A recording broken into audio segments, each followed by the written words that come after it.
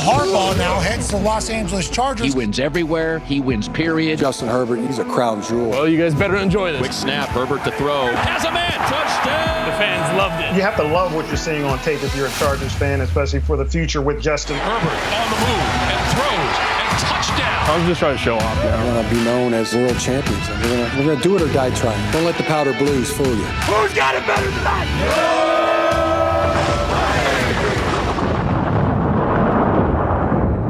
Well, hey, everybody. Welcome back to the Charger Chat. I'm your co-host, Will Dogson, with my buddy, Kev Huggin-Duggan. Greetings from Orlando, Florida. He's back. He's back, baby. I'm back, baby. Let's not forget Kyle, the Coach Duggan. What's up, guys? We ready to talk some football? I'm so ready. Sweet Get ass. after it. I love these Friday episodes because we get to talk about those little things that we never really get to mention on the Tuesday episode. And plus, I've got Kev Huggin-Duggan back. How's Florida treating you? There couldn't possibly be a storm going on, is there? Oh, there's like a hurricane. Like the windows, you can't see it because I have a faux green screen. But behind me, there's a straight up hurricane. And I'm not phased because guess what? We are the storm. That's right, baby. He's bringing it home with... folks. I'm bringing it down. He's packing it in the overhead compartment. All right, we got lots to talk about here, folks. We got a Craig experience lined up for you this episode, so let's waste no time. Start at the top, talking about the only NFL player since 2000 that has played at least 40 snaps on both offense and defense through 3 games. I'll give you one guess, but you'll probably only need one. Dude, there's so many memes going around about Scott Matlock and like ding, ding, ding. It's I love him. I love this for him. He's going to be a Charger for life. And keep it up. Keep smacking people in the face. The ginger juggernaut, baby. He's That's right. Setting records. He's setting the tone. I mean, we're 3 games in. He's already played at least 40 snaps on both sides of the ball. I mean, I want to know what the record is, honestly, at this point. Like, through a full season, who's played the most snaps on both sides of the ball? Because I think if anyone has a reason to be hurt, it's Scout Matlock, and he's totally fine right now. Put him in a quarterback. Why don't you? God. Let's see some other stuff that came out recently. Tony Jefferson was just recently signed to the 53-man roster. Obviously, with Derwin. With Derwin being out this time, Kev, we didn't get your thoughts on that, Kev. Me and Wooly talked about it on the Tuesday episode. What are your thoughts on the Derwin suspension? Yeah. Great episode, by the way. Absolute thank you. Bullshit. Tons of bullshit, and you can't even like see through the amount of bullshit. He was going for the tackle. He was stiff-armed, and it kind of pushed him into him.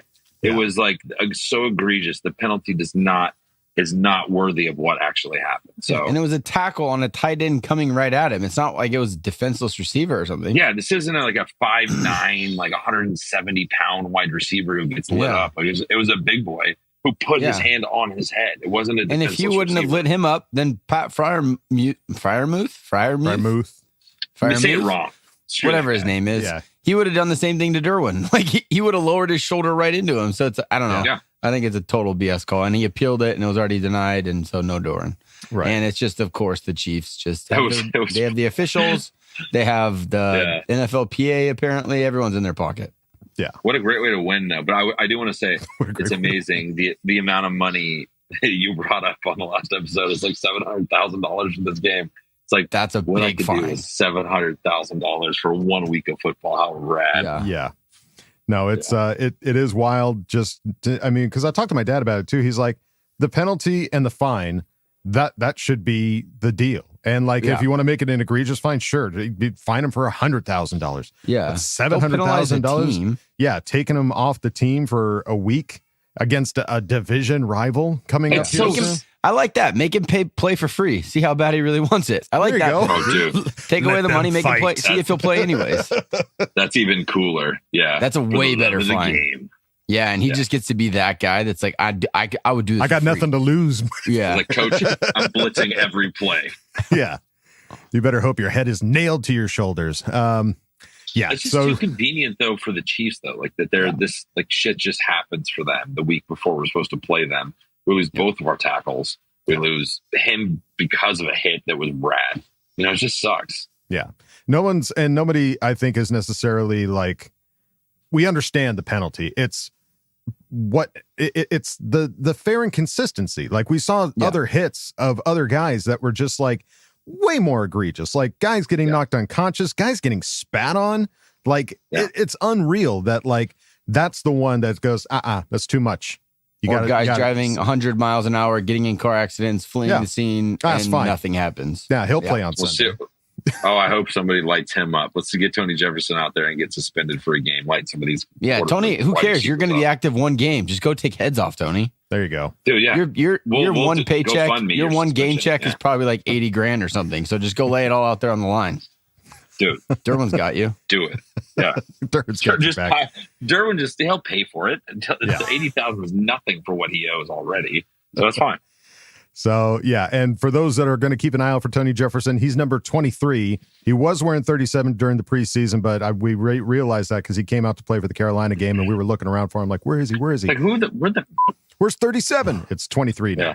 So keep an eye out for that. Other news, Daniel Popper tweeting out, Chargers offensive line during the viewing period today. That is Thursday, I think. We're looking at left tackle, Jamari Salyer, left guard, Zion Johnson, center Bradley Bozeman, right guard Sam Mustafar, I think is how it's pronounced. I'm not sure. And right tackle Trey Pipkins. Way different offensive line than we've seen this whole season. So we're all super excited about Trey Pipkins at guard, right? Like he's been playing really well. Yeah. How did you come back? How do you guys feel about Trey Pipkins at right tackle? Not good. Back to our old views. Like that's just not him. I would rather just give Foster Sorrell a shot and keep Trey at guard. He's been playing well at, like, keep some consistency up front, and then just see if Sorrell can manage with help on every play. Yeah, I think you blow up the whole line by moving Trey Pipkins to right, but I'm going to be shamelessly positive and say he's going to have a Pro Bowl caliber game here against the Chiefs. Yeah, how rad would it be? This is the first time we're playing the Chiefs where we have a defense that is so good that we could hold them to far less than what they're used to doing. There's no reason to believe we can't win this game. I know. There's no reason on the last one. If they don't score, they can't win. Yeah, I have so much confidence that we're going to put up can't win with zero fight, and we'll see what happens. See how many times we get in the end zone. If it's a shutout game, dude, come on, it's possible, folks. It's still possible. What else is possible? Ian Rappaport tweeting out, Chargers quarterback Justin Herbert sounds like a player adamant about playing despite a high ankle sprain. I mean, the guy, he's playing. Look, yeah, it sounds like he's playing. Everybody in their right mind says, don't, please, come on. What are we doing? You don't have Rashawn Slater. You don't have Joe Alt. He's a gamer, bro. He is a gamer. And to be fair, this isn't the first time that he's had to play a game with Jamari Salyer at left tackle and Trey Pipkins at right. So this isn't, unforeseen waters to him. And in all honesty, he's used to the Thunderdome. The threat of Justin in the backfield, even if he's hurt, will alleviate the box a little bit to allow us to run. So, I mean, he still may hand the ball off 80% of the time, but if you have Justin back there, the defense has to at least be aware that the deep ball could come at any second. Absolutely. So it just keeps the defense on their toes a little bit more than if you throw Taylor Heineke, if you throw Easton Stick, they're going to have 9 guys in the box and they're just going to run cover 0. And they're going to say, I don't think any of your receivers are good enough to get open. Why? Because, the Chiefs do have good DBs. So if we have a backup quarterback in there, they're bringing everybody into the box to take away the run. But if Justin's back there, even hurt, you have to respect it a little bit. So if he can play, I think we're still going to run the ball a lot to control the clock. But him just being there is a weapon. Absolutely. Completely agree. And Daniel Popper also tweeting out, Justin Herbert had an MRI on Monday that revealed he is progressing according to Jim Harbaugh. So, he said he feels better than he did this time last week. So that's it sounds like being away from the bolt wasn't helpful for all these guys' injuries recovery. The whirlpool that they were talking about he was in, all the facilities that we have for treatment. Right. Sounds like we may have shot ourselves in the foot a little bit by staying away from the facilities for a whole week. But that's looking back, it's obviously you can read into it. But he said that getting in the whirlpool really helped his ankle over the last couple of days. Well, whirl him around. Give it a whirl. Yeah, whirl it up, baby. Turn that thing on high. Baby, right round. You just see Justin going in circles. It just reminds me. You remember in basketball when they go into the locker room? Yes. And squeak. He's just squeaks and the thing's just spinning around. And then I picture Justin rehabbing. Yeah, Justin's just spinning around. See you guys on Sunday. Whoa, you know where to find me. Some other quotes. Justin on his injury said, "I think it's better than where we were last week. It's progressing. It's just really painful during the game with the buildup from the hits and the toll on it. I think we've done a good job of rehabbing and getting treatment on it, and I think we're taking steps forward. It's early, but I'm going to do everything I can to play as long as we keep moving in the right direction with weight room, treatment. That's always the goal." Love that. Yeah. No, he really has that Phil Rivers like Iron Man energy. Yeah. Like he's gonna play if he can play. Yeah. He played through the ribs. He played through a whole bunch of shit last season and previous seasons. There's no reason why he's not going to try and push through and play through this. Yeah. If he was on a gurney, he'd be like, "Wheel me out, coach. I can do it." Yeah. I just need my arm. Give my strong hand. Give me my strong hand. As far as his treatment, Herbert said, being back at the Bolt certainly has had its advantages after the Chargers were on the road for 10 days last week in both Charlotte and Pittsburgh, saying nothing can compete with this place. He later added, "The good thing about this facility is that we have the whirlpool, like we just said." There it is. So you're able to run and jog on it and test it out that way. So he's not just sitting and like soaking like he's in a tub. He's actually that's what I imagine. Like, this is my kind of rehab. Yeah, they're like, "Get up, run some plays in the whirlpool." And then Harbaugh had some thoughts on the Derwin James suspension we were just talking about there earlier. Said, "You know how I feel about Derwin. He is a shining star in every way as a teammate, captain of this team, two-time Walter Payton Man of the Year, everything that he has done for the Chargers and the entire league. He's a shining star, shining example. He does not want to hurt anybody, any other player that he plays. He just wants it to be competition or competitive, but that is always on his mind. He wants to do it exactly how the NFL wants to have people tackled in his game. Character unquestioned. I'm here to tell you that there's nobody I respect more than Derwin James that I've ever been associated with, been on a team with, or opposition. He has reached out on his own to officials this past summer to gain a better grasp of how they want it done. The evidence is right there in the tape. Look at his 20-something tackles on the season. He is going out of his way, literally going out of his way, sometimes giving up yards so that he cannot injure another player or hit him with the head." It's so ridiculous that he's being fined and suspended. It's just a joke. Dude, did you guys see the clip that went out of the guy that's now in the NFLPA that kind of assigned this suspension? Runyon. Yeah, there was a clip that came out of him when he was playing, and he just died. Like these guys start fighting. He literally dives over a pile head first and just spears someone off into the sideline. Play was over, and he just launched himself. I'm like, buddy, you're not the guy to be assigning any suspensions right now. You need to find another representative. Wow. Yeah. That's like the inmates in charge of the prison. Like we need to get somebody else in there. Yeah. Well, yeah, I did see an article about Derwin James working with the NFLPA about how he can better his tackling. Because I think the guy that he talked to, who's now a part of it, I want to say it's Stewart, who used to be like part of the staff for the Chargers, is now over there. And so he was like connecting with him, like, how can I get better? So like, it is true. The guy's doing everything he can to not get those penalties, because I'm sure he was aware he was probably mildly reprimanded beforehand to go like, "Look, dude, you get another one of these, you're going to force our hand. We're going to have to suspend you." It's just so ridiculous that this is the one that sends in the suspension. The guy that's got a stiff arm out to stop him from coming. It's not like a defenseless player or anything like that. It's the softest one that could have been. It's just like, we told you. Here comes the suspension for one game. I wasn't able to watch the game because I was at work, and I was driving home, and I was listening to Matt Money and Daniel Jeremiah. And on the call, they were like, "Oh my God, what kind of a call?" Like they threw a flag on that. Like they were shocked that there was a penalty thrown on it. It's ridiculous. One more quote here on Harbaugh on the Chiefs and Mahomes said, "Really good run game, really good throwing game, explosive offense. I think everybody understands the challenge of playing a quarterback like Patrick Mahomes in every way. His ability to move the ball with his legs, with his arm, within the offense is elite. I've commented before, he's an elite player and the best at the top. Super Bowls, winning all the way. It's amazing what he can do. Nothing but respect." But is it really? Like, is he really doing anything this year? No. Well, he's not going to say that. He's not going to be like. I would love it. I would love for him to say that. I know, right? Wouldn't that be funny? Like, He'd probably be like off the record. This guy Yeah. sucks. I can't stand him. This guy's a real POS. Can't stand his face every time. God. Yeah, I mean, the guy Punch finds him. ways. He finds ways to win for sure, and he shows up when he needs to. But Right. He his pays stats off have the been refs accordingly, and I mean, you got to respect Yeah. it. Yeah, his- You gotta respect it. overall, the offense, like Travis Kelce has done nothing, which I would hate more than anything for him to have his breakout game against us because Derwin's not there. Yeah. But I mean, Travis has not done anything. Their running game now, they're down Isaiah Pacheco. Their wide receivers, like Rashee Rice, is their guy. That's their go-to. Right.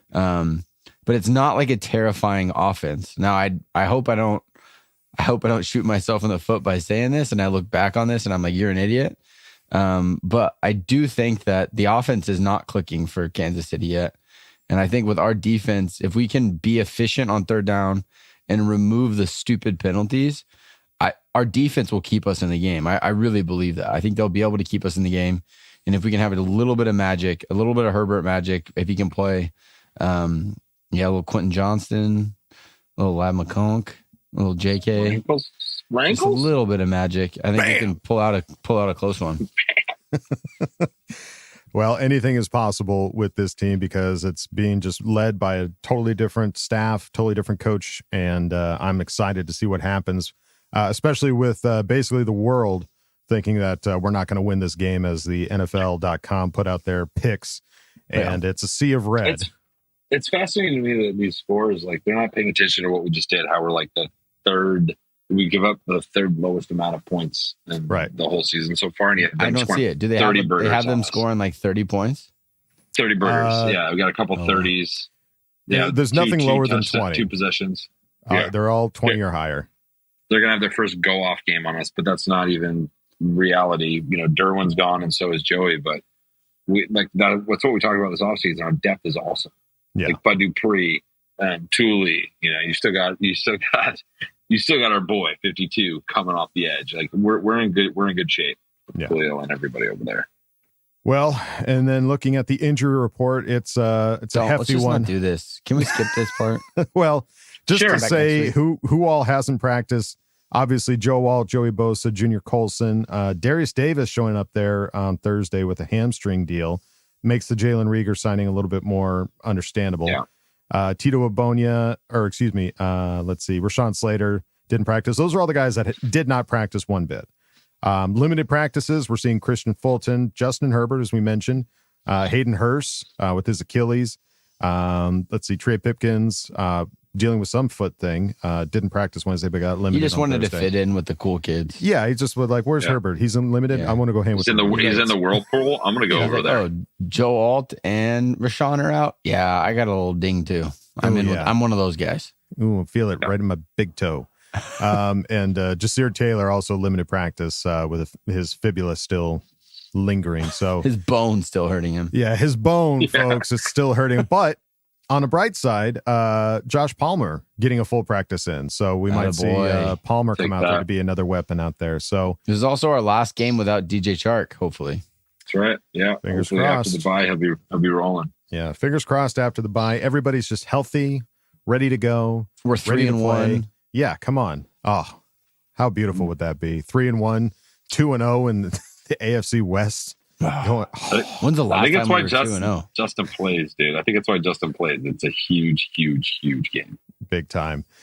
Well, if you want to be healthy as well, you can go on over to our sponsor this week, Chris Gates Fitness. Today's show is sponsored by the Online Fitness Training Camp presented by Chris Gates Fitness. Training Camp is an online fitness community designed specifically for sports fans to help you get results with your health and fitness without cutting out everything you love, like drinking beer, and tailgating for college football games in the fall.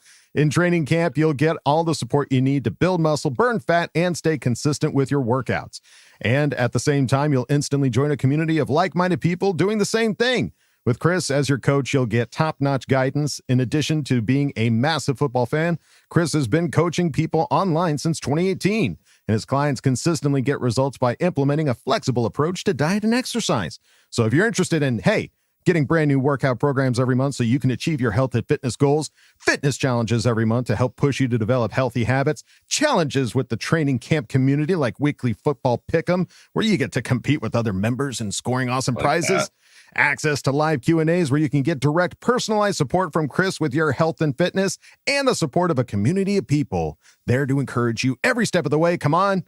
You got to go check it out, folks. Visit chrisgatesfitness.com/ChargerChat or click the link in the description to learn more and sign up today. Use the code ChargerChat and get your first month for only $10. It's only 10. So great come number. on. You got to have 10. Perfect number. Yeah. It's the best number. And our other sponsor this week, folks, Underdog Fantasy. It's the greatest time of year again. Football is back, and it's here to stay till February. Over 1 million fans across 33 states got in the game last year by making picks on Underdog, where you can win up to 1,000 times your money just by choosing higher or lower on your favorite player stats like touchdowns, passing yards, and more. All right. So we didn't really make any picks last week. Who do we got scared? I got scared. I'm sorry. I was. Why'd you panic? He hit the panic button. I didn't have good luck, and I wasn't. You guys weren't giving me any insight. I panicked, and I got scared. But we'll make back. it a team effort this week. And we already It's talked gonna be a big about weekend for us. We're hitting that lower on Patrick Mahomes passing yards because I think they're just underestimating the Chargers defense. I think it was like 260. We're hitting the lower on that hard.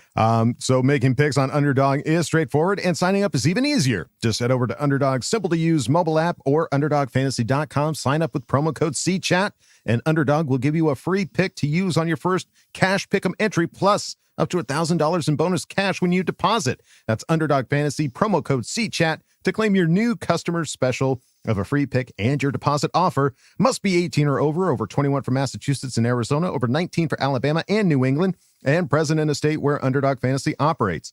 Terms apply. Void in Colorado. Concerned with your play? Call 1-800-GAMBLER or visit www.ncpgambling.org.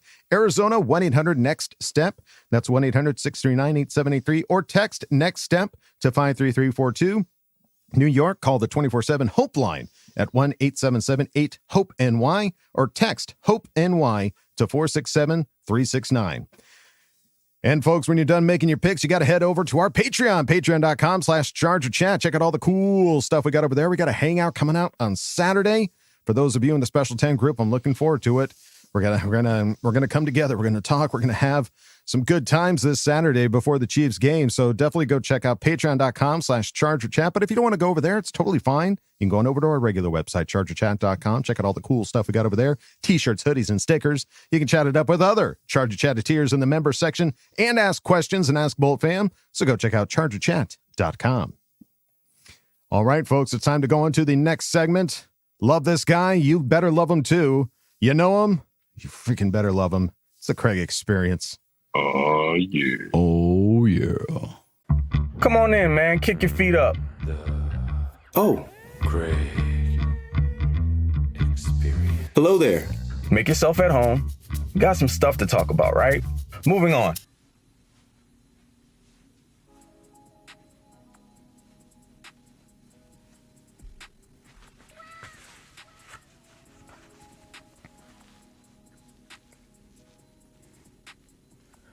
All right, so things could be better.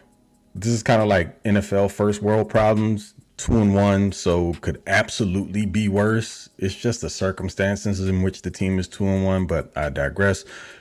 What's up, folks? CC gang, the biggest salutes into the rest of the Boat fam. What is going on? It's your guy Craig in Texas, and I ain't tripping yet, okay? Welcome to this newest edition of the TCE. Tons to talk about, so let's do it.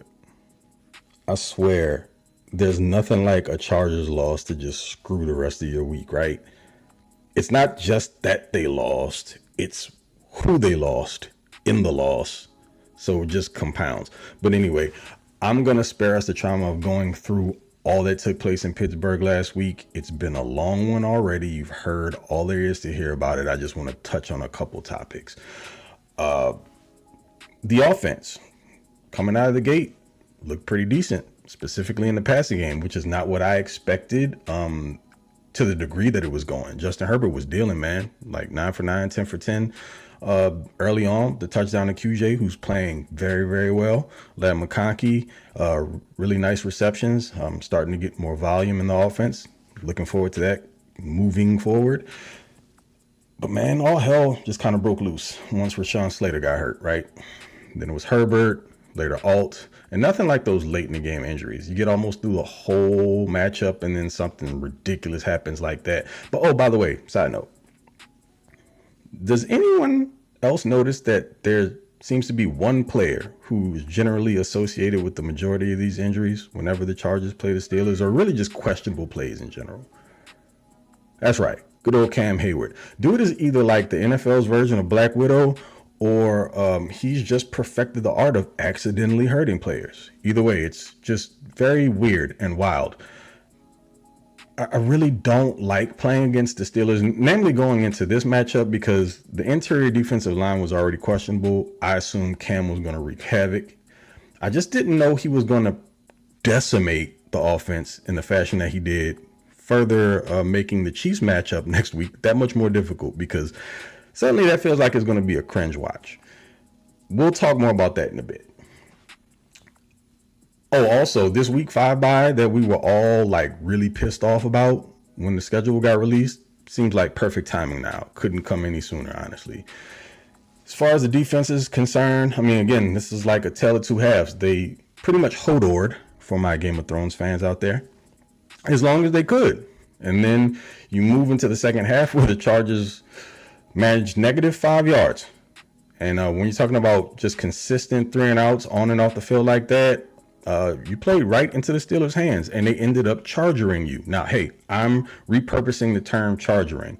It's no longer what it used to be, not that crap. Now it's coming out, establishing the run, and dominating teams in the second half via the run and pounding them into submission. So I'm going to try to make that a thing. Now that is what charging is, not what we have become accustomed to.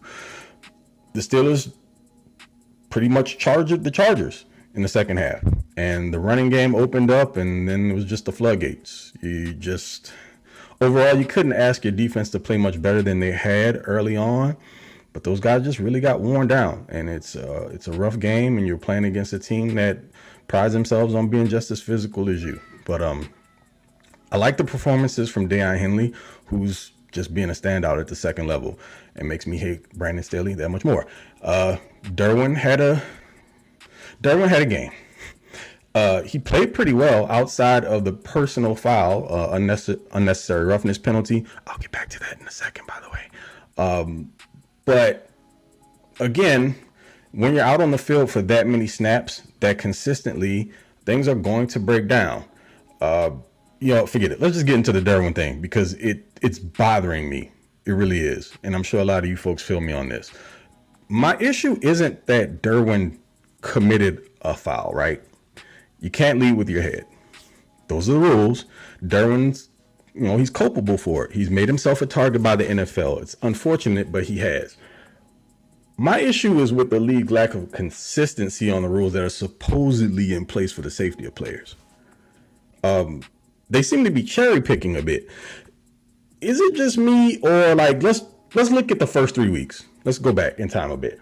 There have been like far more egregious penalties than what Derwin committed last week. Like Christian Wilkins unnecessarily spearing a grounded Rashawn Slater on a fumble recovery, no flag. The Devonta Smith play last week that led to a concussion where his full momentum had been stopped. Not only stopped, but reversed by 2 Saints defenders. And good old Christian Boyd decided he'd launch his 300-pound body into Smith's head. And again, no flag. I don't care about them like retroactively coming back and fining guys. Where are the in-game penalties? Like, the difference between those penalties and Derwin's is that DJ's was made in an action that was common to the game of football. The other 2 were absolutely not. And they happened to what would be like quite literally the definition of defenseless players. So where are we going with all of this? Are the rules not the rules, or are they just the rules when it's convenient? And we're not talking about like subjective plays like bang, bang, pass interference calls. No, these were very clear and obvious. Referees cannot miss these. So, of course, you're going to deal with some criticism. Like, Derwin does feel like he's being targeted. And then on top of that, if you're going to call those, then you got to call the ones that are absolutely ridiculous, dirty plays, because that's what those two were. There's no ifs, ands, or buts about it, and there's no excuse for not calling them on field. Forget finding them after the game. Great. That should be the secondary part of that. But you got to make those calls because they affect the game, in game, penalize the team, in game. But no, I don't know. I feel like I'm going off on a tangent here, and I do believe I have a right to complain, but again, supposed to be being positive, so let's move away from that. Talk about this Chiefs matchup. Still very strange and hard to be positive about. But look, this is going to be the ultimate test of coaching and game planning, because if the Chargers can make this competitive and find a way to come away with a W against this Chiefs team, ooh-wee, you're going to be cooking with gas, and early, because Jim Harbaugh would more than likely have to pull off the best coaching job of his long career in order to make this a positive outcome. I do expect that the defense is going to blow up and play really tough, because this ain't the Chiefs team that you're become accustomed to here in the last few years. I believe Patrick Mahomes has 5 TDs to 4 picks. That ain't very Mahomey, is it? And the running game, I mean, they're dealing with some injuries. Isaiah Pacheco is out. They re-signed Kareem Hunt, which, again, whole nother conversation. They got another player that hasn't missed a game, that's done some other off-field things, but again, different conversation. Stay focused, Craig. Seriously, I do see a path to winning this game. How realistic it is, hey, it ain't my problem. I'm here to keep it realistic as much as possible and to give us some hope.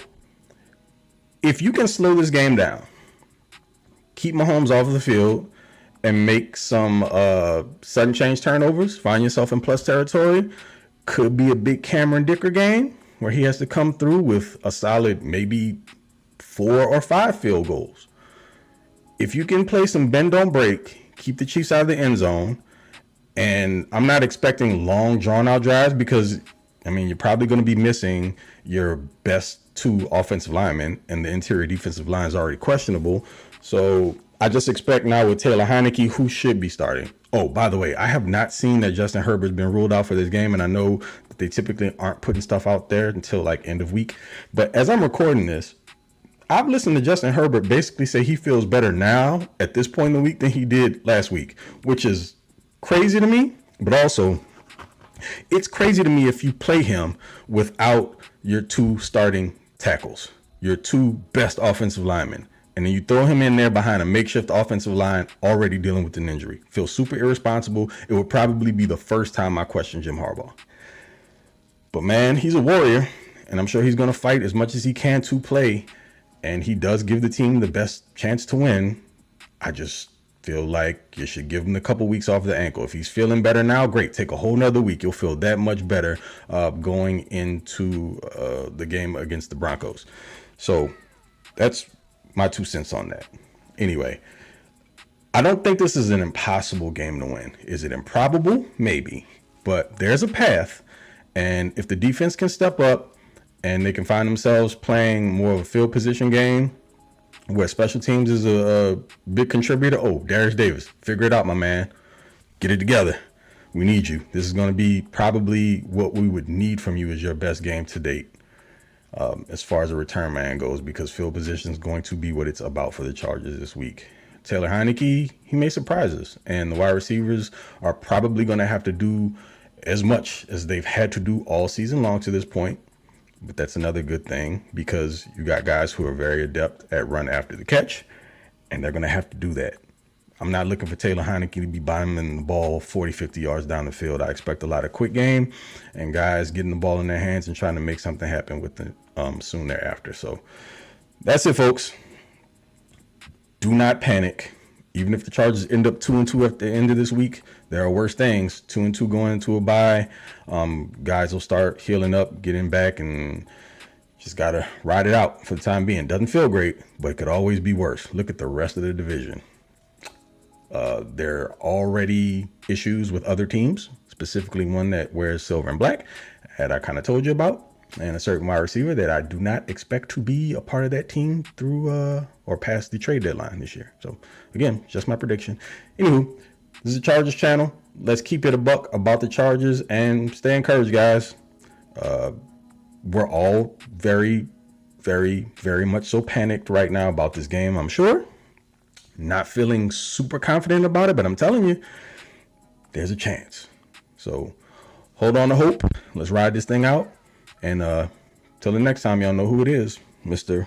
Bowganger Do Not Bang, a.k.a. TOP_FLYT3 over on Twitter. And yes, you can follow me and check me and my guys, Jamie and Garrett, out on the Lightning Round podcast. I am a co-host over there, and we do our after-hour show post-game every week. So come tap in. And again, I appreciate you. Until the next time, let's go fight and get this dub, or at least make it competitive. Okay? Love you. Bye. Well, there you go, folks. Another awesome Craig experience. Craig, thank you so much. For those watching the video, Kyle, sadly, computer died yet again. Look at us. We're going to have to get you back. Shame on you. Fool me twice. I'm not stupid. Nice to shame. Yeah. Shame, you know your name. But I love the idea, Craig, of repurposing chargering. I think that's, if we can continue with this Harbaugh staff to be that dominant run team that continues to ram it down your throat in the third and fourth quarter and put the game away, then so be it. Let it be known chargering is different now. Yeah, and it could always be worse. We could be the Raiders, and we could have lost to the Panthers last week. It could always be worse. Yeah, you could have lost to Andy Dalton on his first game of the season. Tough. Sucker. It's a tough look, buddy. But Craig, thank you, as always, for an awesome Craig experience. And that's going to do it for us here at Charger Chat, folks. But before we go, we've got bolt predictions to make. So whose turn is it to start off these bolt predictions? I think it's me. I think I'm up first. Okay, go. Go for Kyle. I'm calling 13-10 Chargers. Low scoring affair. Get those 2 field goals. We're going to kick a game-winning. Digger's going to have a game-winning field goal there at the end. But my stat projection is Tuli for 2. 2 sacks for Tuli below 2. 2 for 2. I like that. Nice. Big T. Good. Kev, what are we thinking? All right, similar thing. Low scoring-ish. We're going to go Chargers win 19-17. We're going to win, like Kyle said, last-minute field goal from Dicker the kicker, going to take it home, which is a great way to walk off and beat the Chiefs. Mm-hmm. I think the defense is going to show up and show the Chiefs that they are going to be running into some issues moving forward, future years with this staff. I think Mr. Mahomes, Mr. Kermit the Frog over there is going to throw 2 interceptions. Ooh. Ooh. 19-17, 2 interceptions. All right. Let's see. I'm going to call the game at, let's see. I'm going to say it's going to be, I'm going to say 16. I'm going to say 16-10. And I'm going to say that Tony Jefferson shows everybody why he deserves to be on this team and gets himself a pick 6. Ooh, love it. I think he's gonna get a pick 6. So no offensive touchdowns. I like that projection. Defense wins the game. Yeah, I think it's going to be tough. I think Dicker's really going to be the one that's going to hold this team together and keep them competitive. I mean, he's a reliable kicker, and he's going to be playing in LA. So I think he's going to be the MVP of this game. It's going to be Dicker the kicker. So awesome. Love it. There you go, folks. Bold predictions in the books. It's going to be a tough game on Sunday, but we are here for it. We're going to have some fun. It's going to be exciting, regardless of what happens, to see what this team does in the face of adversity. And I think that's going to do it for us here at Charger Chat. Any final thoughts, gentlemen? Kev, is the wind picking up? Are there cows blowing? Are